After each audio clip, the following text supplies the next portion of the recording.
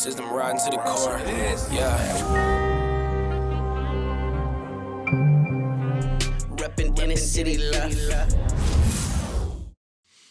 This is the Inner City Left broadcast. Today is Thursday, January 22nd. I am Amin TMK alongside Amoja, Lil Tanky Sumler. Amoja, hello, my friend. How are you doing today? In the realm of leftist thought and creation. I'm filled with laughter and giggles, man. I don't know anybody, y'all. Yo, Davos, man. I know mostly it's a bunch of silly little leftists that be following us. Okay, one of these days y'all gonna grow up, you know, put away these silly socialist dreams. Start thinking about going to Davos, Switzerland. You know what I'm saying? Get in there with the world leaders, the businessmen, the patriarchs of this world. So you too can get talked down to like you was a little child. Yeah. I'm filled with joy, man. I'm going to do it now. I've changed everything. Yeah. Let's talk about that. So like you were mentioning yesterday, there was the World Economic Forum in Davos, Switzerland. And, you know, lots of people there, mainly white people. We know Iran was not allowed to go to the World Economic. They were uninvited because of what happened to those protesters in Iran. And of course, we know that there's never any bad things that happen to protesters in the West, never anything in France or America, nothing like that. So it's good that they disallowed.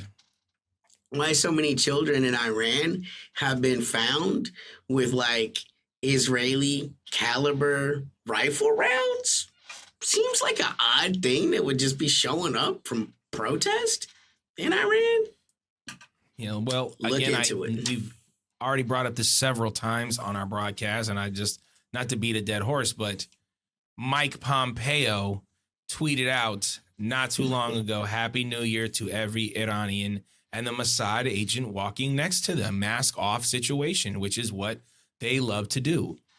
So I think yesterday there is this culmination of Trump and Greenland and the special military operation where Europe and the United States are having this kind of a bit of a spat. And I think Donald Trump in general has just been kind of pissy about it. He's pissy about the way that Europe wants to deal with Russia. He's pissy that they won't give him Greenland or whatever the case and situation is. He was pissed at the Canadian president or prime minister or whatever, Carney, for being like, this is, you know, for calling him out on it. And he went on this hour-and-a-half tirade on basically everybody. Like, it was like a shout out to my haters. Oh, and another thing. Oh, and another thing. And it was like that the entire time. And I just want to show some of those clips so you guys know that we're not cappers. That's not what we do. We speak the truth and not the silly truth that these people be talking about, the hard, boring, annoying reality. So this is we got a couple of them, but let's go right here. Let's get it. I'll let These it speak are all for gems. itself. All gems.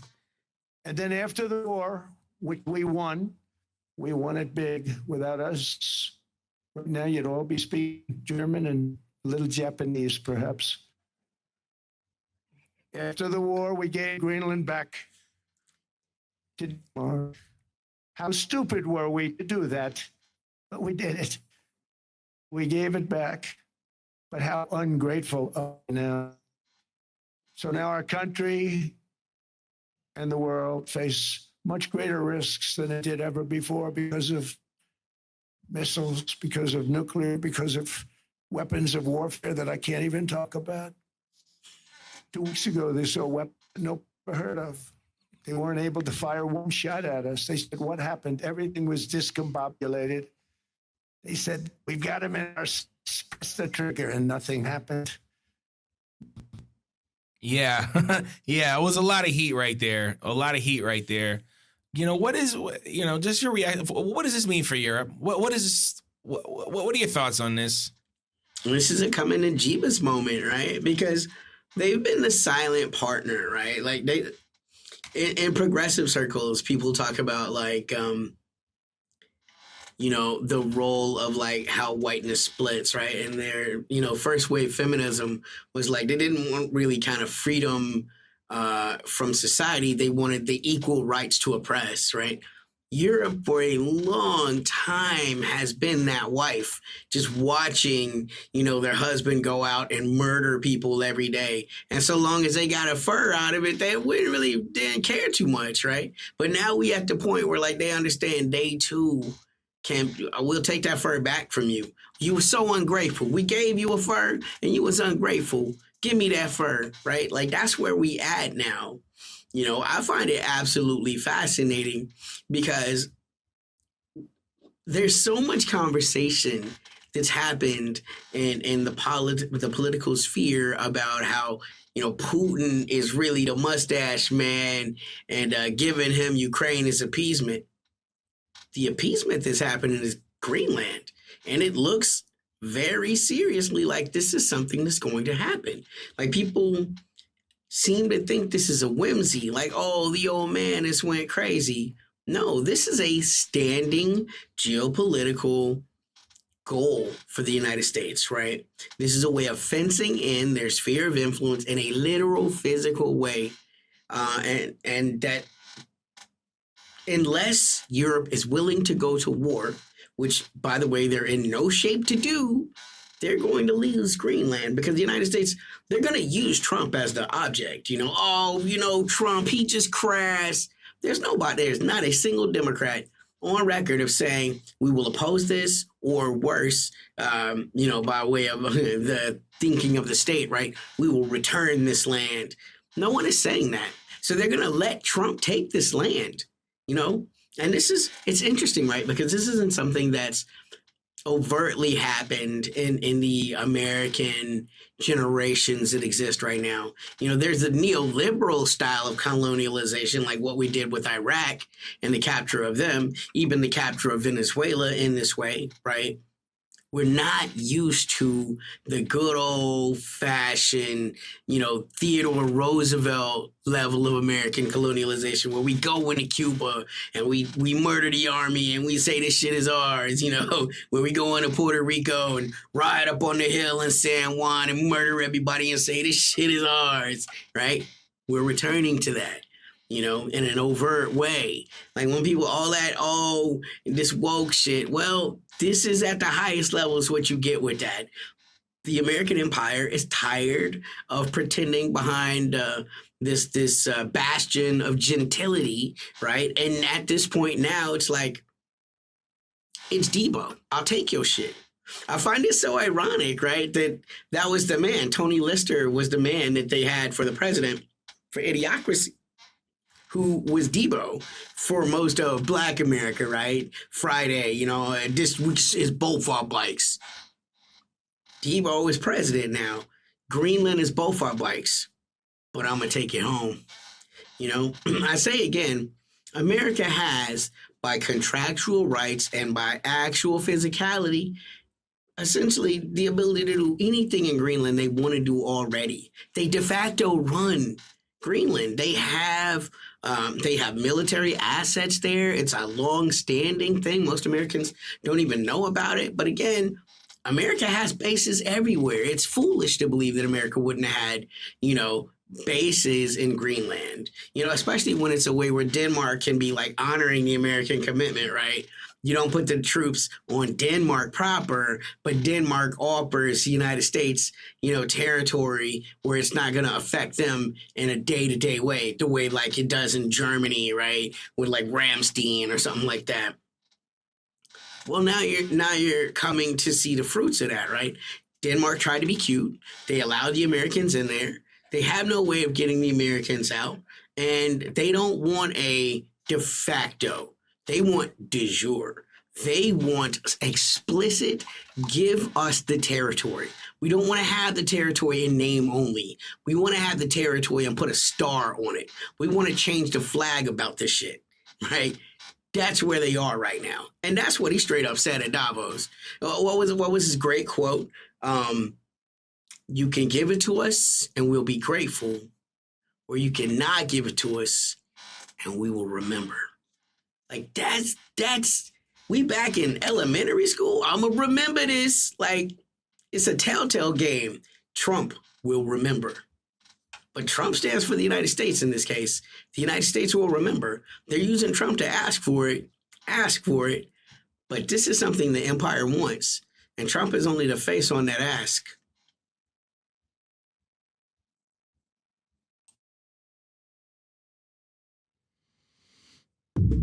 Let's keep the hits going because there are more hits. I think it's important to acknowledge, like you said, they're in a lot of ways, this is really just white supremacy coming to an absolute head in the West. And he mentioned it too, Donald Trump. He was like, "Oh, I'm amongst the older group now. I'm amongst the older group." Yeah, you're an 80-year-old super racist capitalist businessman who all he wants to talk about is things like the borders, the Islamophobia. You want to mention? Let's not forget sort of all of in the speech. Yeah.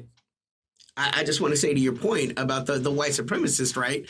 50% Scotch, I'm 100% Scotch, 100% German, right? Reminding you once again, I'm a pure European. I'm 100% pure European.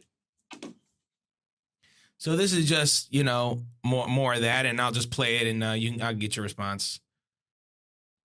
And fraud that was stolen by Somalian bandits. Can you believe that they turned out to be higher IQ than what? I always say these are low IQ people. How do they go into Minnesota and steal all that money? And we have, they're pirates, the good pirates, right? But we shoot them out of the water just like we shoot the drug boats out. They're not pirating too many boats. They do this. So again, this is sort of on the backs of Somaliland being recognized by Israel, the kind of the destabilization of that area by the West, and the continuing and remember Somalia came out at the UN really like 2 weeks ago. We covered it actually, and they were saying, there's a civil war here, and it's bad, but most people do not want Somaliland. It's a completely colonial project. And, now we see things low IQ. I mean, the racism is just full mask off here. And again, AFRICOM and all these sort of groups in Africa consistently destabilize. We've been talking a lot about West Africa, but certainly Somaliland and I don't want to keep saying this is a fake country, but Somalia, having to deal with this and, sort of the, Red Sea and what Yemen brought and sort of them sort of shutting down that waterway. And you can tell it really got underneath Trump's skin as he sort of, I know he's frustrated about, what's going on in Africa, both West and East and North right now, and South. And let's not forget the South African. They said land was stolen. It was taken by the dirty black South Africans. But anyway, any thoughts on that? I mean, it's just par for the course. This is what Trump is, right? And in many ways, I thought that was one of the more interesting parts of his Davos speech, right? Him chiding the Europeans like, I come here, I don't even recognize this place anymore. What's changed? You know what I'm saying? What is it? It's like, so once again, right, this is quintessential, like, white supremacist mind state. It's like, well, we have the right by conquest to go to your lands and take all of your treasures, plunder your mineral wealth, your water wealth, even your human wealth when you think about what happened, on the greater African continent. And once we've drained all the resources from your country, stay the fuck there, right? Don't come here, right? And again, it's just I applaud that kind of honesty, that kind of truth, because it's the dismantling of the neoliberal order where we pretend things ain't what they are. That's gone. It's all mask off. It's Band-Aid off. You deal with the truth. We'll take your shit. You stay over there. You know what I'm saying? Like, for me, I appreciate the honesty. Let's go with one more. from Davos, at least. I got plenty of them today because there's a lot of news out there, guys. But we got one more. That was stolen by. Let's see what we have here. I don't know, that's the wrong one. The hits kept on coming, guys. And, it goes to kind of this idea. Again, I mentioned it. China's very smart. They make it. I mentioned it a couple times. This was just Donald Trump deciding that this was going to be sort of his state of the world address almost, you had the State of the Union. This was like the state of the world address.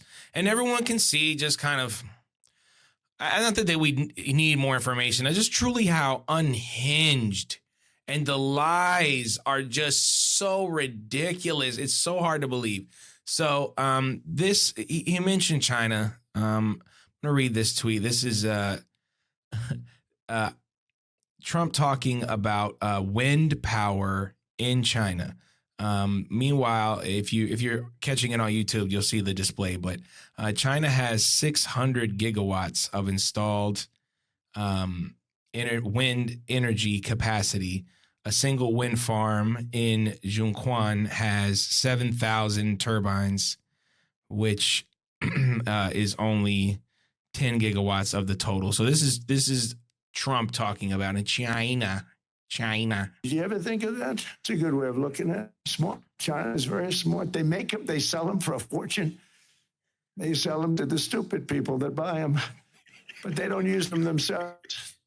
They put up a couple of big wind farms, but they don't use them. They just put them up to show people what they could look like. They don't do anything. They use a thing called coal mostly. But China goes with the coal. They go with gas. They start to look at nuclear a little bit. And they're doing just fine. They make a fortune selling those one. I think really that's one that they wouldn't be surprised if it stopped. They are shocked that it continues to go. They're very friends with me. They're shocked that people continue to buy those damn things. They killed the birds. They ruin your landscapes. Other than that, I think they're fabulous. But stupid people buy them. Yeah. I think the stupid people he's referring to, as we know, the Europeans have a lot of wind, and they buy from China as well. So I think that was kind of another shot at them. But as we've already mentioned in the tweet, China does not have wind farms for show. They are world class in the amount of renewable energy that they're using, especially their capacity over the last 20 years, the reforestation, things of this nature, which again, they can still go further. There's still more to do. But what about the United States? Because the United States does not do that. I'm going to give it to you for 1 second, but I just want to mention this because I read this earlier today. I meant to send it to you. Here it is. It would take the average American driver over 40 years to burn as much fuel as a single flight of a Boeing Pegasus refueling tanker. No amount of recycling your cans and bottles is ever going to compete with these numbers. So anyway, with that being said, and just what you know about China's sort of green energy, can you respond to Donnie J on that point? Man, there are two different anecdotes that come to my mind off the rip. So we saw that wind farm generated 10 gigawatts, right? So I don't get that's an enormous amount of energy that people can't really quantify in their brains. So let me break that down for like something that will make more sense. Most of America has seen Back to the Future, right? Marty McFly, he's trying to make his DeLorean cross the threshold of time, gravity, and space. And what does he need? Energy. Okay, so he uses a nuclear reactor to generate 1.21 gigawatts. So this is 10 gigawatts.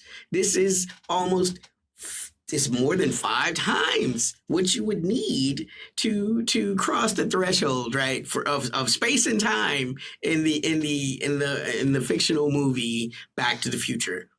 A gigawatt is an extraordinary amount of energy. It's so much energy that when he goes back and he tells the professor in the 60s, he's like, bro, you fucking stuck, bro. 1.2 gigawatts? How could I ever, like, only a bolt of lightning? You know what I'm saying? That's the whole premise of the movie.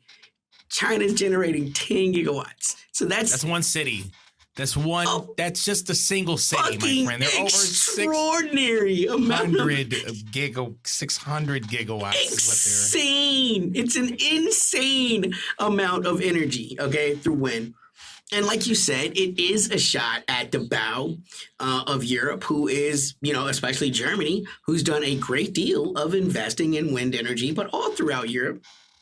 Remember, Germany was the first country in Europe to go off nuclear energy, which, whatever, and then, with the loss of the pipelines of the cheap Russian gas, all that was left was American liquid natural gas, which brings me to my second anecdote. A drug dealer never wants you to kick. A drug dealer don't want to see you go off the sauce. Like, America is selling Europe its energy. Why in the fuck would they want them to go green energy, renewable energy with some solar panels and with some wind energy? America doesn't sell that. China sells that. So, you know what I'm saying? Like, this is a little bit of, buyer beware, man. Like, of course, the Americans don't want you to buy wind energy. We're not the world leaders on that. And at the end of the day, it's like the pharmaceutical industry. They don't want you to be cured. That shit is not profitable. We want you to be treated. Gas, oil, and coal, which, by the way, again, Trump knows the number one importer of coal, American coal, is China, right? So again, he's insulting China while at the same time, that was one of the first things that the Chinese did once this silly tariff war began. They put 100% tariff on American coal.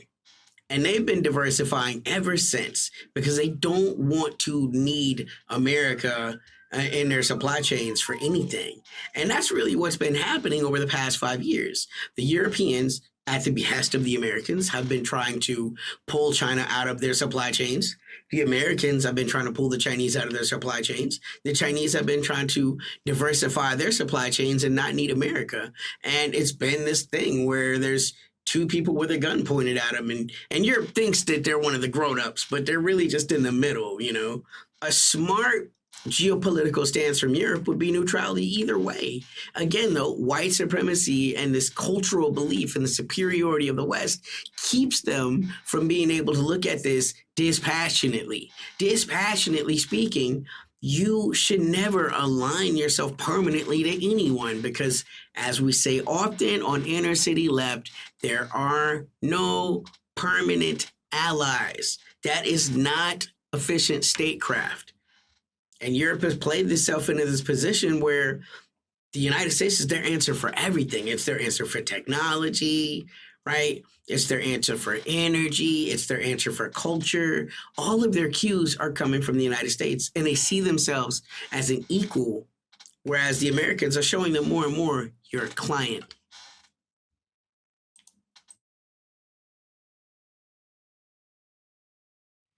One more, not from Trump, but speaking of the World Economic Forum, BlackRock Mercs, what you know about him, man? Show some respect. 6'6" out of BlackRock University.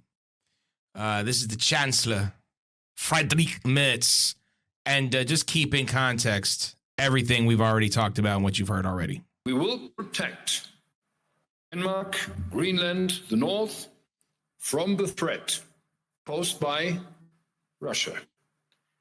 We will uphold the principles on which the transatlantic partnership is founded, namely sovereignty and territorial integrity. I mean, after everything we've just discussed, after everything that we know, you still got BlackRock Merz up there talking about, and we need to protect Greenland from Russia. Can't make the stuff up, man. Fucking room, bruh. Read the room, bruh. You know, and it's so funny because at this point, the Russian Federation is just trolling them. You know, I think it was Putin put out a statement less than a week ago, like, you know, we gonna let NATO sort this shit out. We don't have no stance. This don't got nothing to do with us. What NATO does with its territory is up to NATO. That's fucking hilarious. China's come out and explicitly said, they sent Wang Yi out and is like, keep China's name out your fucking mouth. Stop using us as an excuse to do what you're gonna do anyway, right? Because again, the Chinese want to do business. They don't want war. They went out of their way. They went out of their way to demonstrate they do not want war about any possible thing except the territorial integrity of their country, right? They're like, if it doesn't concern a Chinese province, we don't really care. We want to do business. You know what I'm saying? I mean, and the easiest way to demonstrate that is who is China's largest trading partner? It's the Americans. The Americans, even with all of the work they put in the last half a decade to detach themselves from China, that has proven pretty much on every aspect of commercial capitalism to be impossible to do, from textiles to technology to even just individual consumer goods, from Apple to Walmart. The American consumer base is incapable of being able to afford anything that does not have China in the supply chain. China is much less reliant on America than America is on China, at least as it relates commercially. And that's not just commercially, but also financially, right? Never forget that up until last year, China was the second largest holder of American Treasury bonds. They've become third now because they've been quietly but sustainably selling off, their assets. We were discussing this offline the other day, where over the past, 30 days, China has sold $6 billion worth of American Treasury bonds, which represented 1% of their total assets as they're holding as far as U.S. Treasury bonds go. Like, just enough to not spook the market, but consistently selling. Because if they were to dump everything, it would create a global panic. And it's unlikely, even though the amount of treasuries that Chinese hold, which is something like 600 billion, is not enough to tank the economy. If they were to sell 600 billion worth of U.S. treasuries, it would spook the market. Everybody would sell. And that in and of itself, because you ain't seen skittish until you've seen financial markets. You start seeing a big sell-off like that, you think people know something you don't know, and you don't want to be the last one to know. Someone starts selling big, you sell big too. When it comes to these kind of things, these aren't the things where, and it's not even like a stock where if they sell them, and the price goes down, you can buy them when they're low. A U.S. Treasury bond costs what it costs, and it takes this much time to appreciate. Not only do they need China not to sell the treasuries that they have, they need them to continue to buy more. So it's actually a double dip, right? And this is what I'm saying. Whereas even the financial services of the American institution are reliant upon Chinese capital to carry on. And this is why, once again, they've tried to detangle and detach themselves. However, the largest culture that's capable of doing this right now is the Chinese. You would think it would be the Europeans. They would want the Europeans invested like this. However, Europe is in recession and have been ever since the loss of the cheap Russian oil that pretty much all of these European countries' economies was dependent upon. Volkswagen is closing plants. Porsche is closing plants. Say that it's not about, when people say things like the market will correct themselves, but global markets are different. And the United States has begun losing in the global market. And when it comes to energy, China, we've already talked about what they're capable of, in terms of renewable and thorium, which I don't know if you've mentioned, but we have mentioned several times That's on a this good program. And thorium is, an energy of the future. And that's what China does. And now I'm going to pivot to something else because I want to talk about something else too. And that is this woman, okay? Maria Corina Machado, okay? This person won the freaking Nobel Peace Prize, okay? She's already advocated for war in her own country. She's advocated for the abduction of Nicolas Maduro. Here she is, and I'm going to just play this because I need people to see this. All the people who are anti-Maduro or whatever it is your vibe is, I want you to listen to the Nobel Peace Prize winner, Maria Corina Machado. Will be free. And once we liberate Venezuela, we will keep working and we will have a free Cuba and a free Nicaragua. And as you were saying, first time in history, we have the Americas free of communism, of dictatorship, and narco-terrorism. This is a historic moment. And we wouldn't be here if it wasn't for, yes, the commitment, resilience, generosity, and courage of the Venezuelan people, but also because we have counted with the support, vision, and courage of incredible leaders, the President of the United States, Donald Trump, and members of this Honorable Congress. Our friends, Díaz Baralt, Carlos Jiménez, and María Elvira Salazar, trusted the Venezuelan people from day one.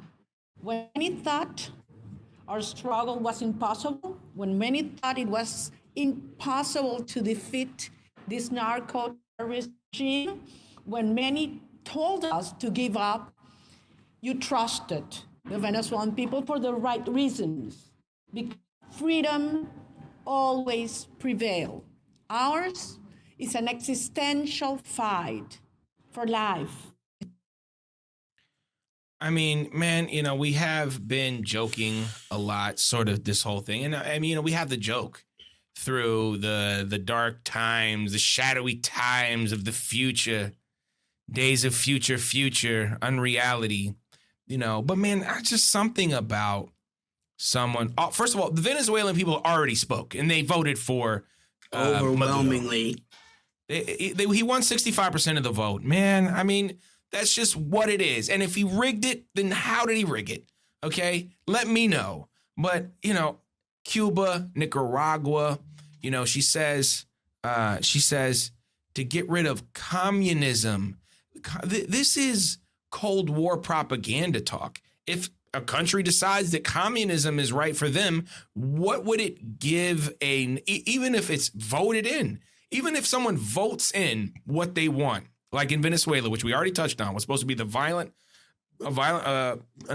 coup, a bloodless coup, where the people just decided, we want to go back to the Bolivarian government. But for Machado, she's going to bring freedom to Nicaragua, to Cuba. Man, just makes me so angry, man. What are your thoughts? I say again, what kind of a tyrant arms his people, right? Caesar didn't do it. You know what I'm saying? Like, no man that fears the people arms the people. And that's just the reality of observable history throughout all of humankind. Machado I tell you one thing that I notice about her that I find fascinating. She has this thing in her smile. It's like a maniacal smile. It's like a joke, like the Joker. Takaichi does it too, right? It's like it's like they're sharing this hidden joke amongst themselves. And you can see Dude, it. I didn't want to mention, man. You saw it, right? The Joker smile. It's a Joker's. Shit is crazy, bro. Because of plastic surgery or something? But it does. They look. You know how Netanyahu's wife, man, she looks like almost like the Bride of Chucky, right? The Bride of Chucky, yeah, and that's like that. The vibe. Everybody in the comments right now. Oh, look at this misogyny. I look, man. God made them look this way, or they're surgeons. Now they're bad. They're taking up with these motherfuckers. People. It's like when people would be and moan at us because we would make fun of Joe Biden falling down the stairs. He's a bad person. I'm personally would never do anything, you know, but if the nature itself wants to do, it's like when people were like, oh, when Charlie Kirk died, people were like, oh, are you talking about Charlie Kirk dying? And yeah, he's not a good person. It's like when people go to the funeral and they're like, oh, you don't speak ill of the dead. I'm sorry, I speak ill of the dead. Listen here, I ain't shoot the motherfucker, so I ain't shoot. Somebody else felt stronger about this shit than I did. And we did, exactly. You know what I'm saying? Take it up with them. No, man, she's vile. She's evil. But it goes to show you, these are the type of people that are celebrated, right? What kind of a person stands against their people to stand with the West? I don't understand it. It is what it is. You know what I'm saying? But again, I mean, there's always something to say about these type of exiles, right?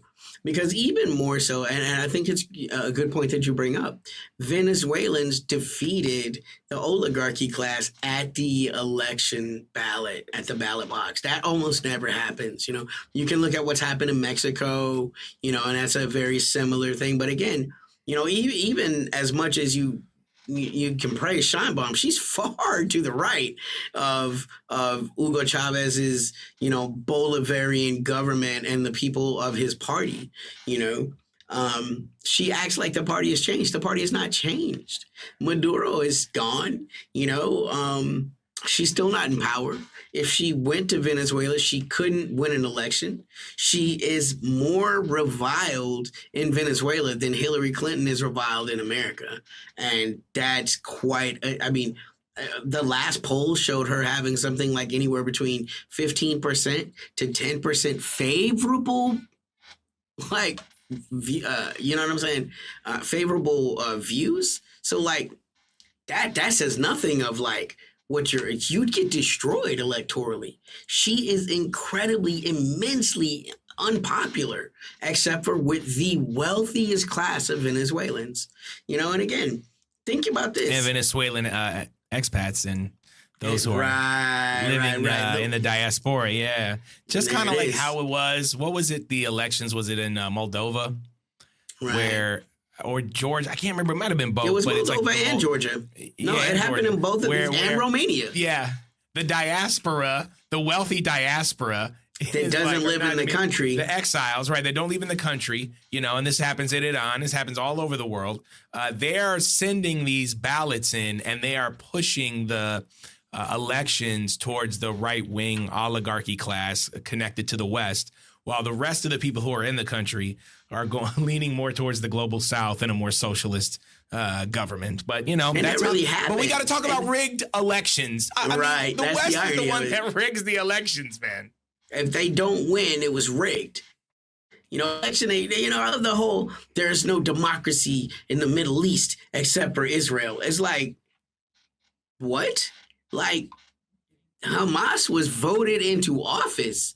You know, the PL, what are they? What is their, not the modern incorporation of PLO? Fatah. The Fatah, yeah, right. Yeah. They were voted into office in the West Bank, right? As Hamas was voted into office in Gaza, right? Erdogan, like him or not, is voted in the fucking office. Are you telling me Turkey is not the Middle East? Iran has elections, man. Kuwait has elections. I mean, what the fuck are you talking about? Lebanon has elections. Like, there are very... Saudi Arabia doesn't have elections. No one ever seems to imply we need to bring them any freedom. Seems to be doesn't have elections. No. And even Egypt. Once upon a time, Egypt had elections. Listen to me, Amoja, okay? Because, you know, I'm Egyptian. I get to say this. The Egyptians voted on 2 presidents. Well, first president, he was the wrong president. That was the wrong one. He died tragically, right? Died tragically, yeah. Maybe tragically. The Muslim Brotherhood, you know, the leftist Muslims, you know, it didn't work out for him. Another president came in, it didn't work out for him either. Now, wait, did they kill that guy or is he just still in jail? Dude, I need to do a deep dive, but they went through 2 presidents within like 3 years. I remember that. Remember, this was Arab Spring. And now we have Sisi. Who was, right. I don't think Sisi's ever won an election. He's the general president. You know, it's Man. it's like Al Giuliani. in Syria. Giuliani. He just Exactly. himself. These are the Do we- kind of or no, presidents the Americans really love. Zelensky. Zelensky did quote unquote win an election. He won an election but he ain't won a long many ass years time ago. Yeah, That's yeah. it. You got to give that to Zelensky. He at least did win an election. I don't know if Sisi has won an election, but he is explicitly backed by the West. But Egypt did have elections, as you mentioned. Both of those guys were removed from power. Giuliani has not had an election, but yeah, Zelensky once upon a time did have an election, way back in the first Trump presidency, way back then. So we've been past Trump's presidency, Biden's presidency, and we're back now into the new Trump presidency. Right. You know, and I know it's a mind you, war, but Vladimir- Russia had a fucking election. Right. America Vladimir had Putin an is a election in a dictator. civil fucking war.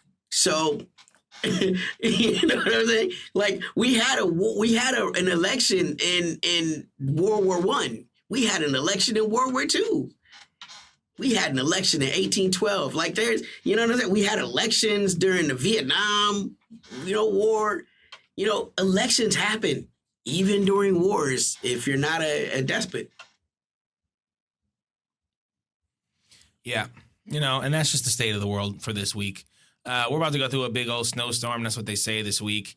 I'm just going to say this. It has nothing to do with what we talked about. I mean, it has something to do actually with what we talked about. Y'all, the environment and the extreme weather events that are going to happen this year, it's already beginning. So expect harsh winter and burning hot summers with La Nina and El Nino coming together for a magical climate change disaster. We're upcoming. There's lots of things that we want to cover, but of course we go to the major stories. So stay bundled up if you're in the DMV. Shout out to everybody who's listening in California. I'm sure it's great weather over there. But I digress. I'm going to give a shout out to our podcast listeners. We're available everywhere you find podcasts, Apple Podcasts, Spotify, et cetera. Fables, Foibles, Other American Sins. Pick up Amoja, Lil Tanky Summer's book in the description. TMK, Lil Tanky, where you find music. New music from Lil Tanky coming out next week. Patreon.com/InnerCityLeft. We appreciate you guys so much. Much love. Tanky, thoughts, feelings, closing Once again, statements. keep those questions coming in on the Patreon. Any geopolitical topics you'd like to see us take a look at, we are all about that. So everybody else, we're trying to give you this knowledge, trust but verify. You know what I'm saying? And if you don't trust, verify more. You know what I'm saying? Because I'm all about receipts. I just want to have the best knowledge available. I'm addicted to knowledge, and I try to bring that to people so they can make the best decisions they can make with the knowledge they got. So. Yep. There it is. For Mojo, Lil Tanky Summer, I'm Amin TMK. This is the Inner City Left broadcast. Peace. System riding to the core. Yeah. Reppin' Inner City Left.